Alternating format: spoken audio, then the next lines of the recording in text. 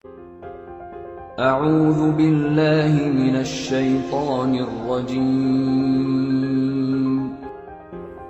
Bismillahirrahmanirrahim.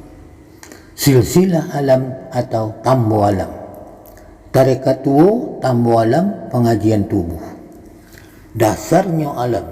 1. Iradat Tuhan. 2. Muhammad. 3. Allah. Ampe Tuhan.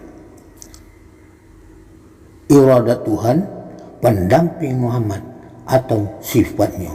Katanya iradat Tuhan. Allah nyawa aku, matahari atau Tuhan mata aku, Muhammad batang tubuh diri aku. Maka melangkahlah aku 3 langkah, maka berdiri Allah sendirinya.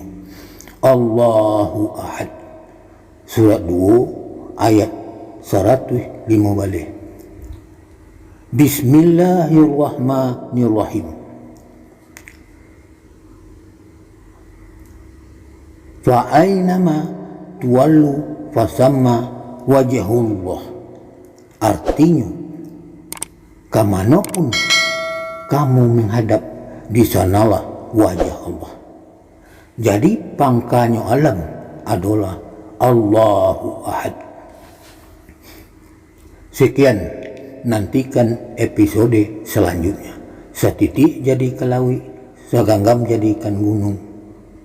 Wassalamualaikum warahmatullahi wabarakatuh.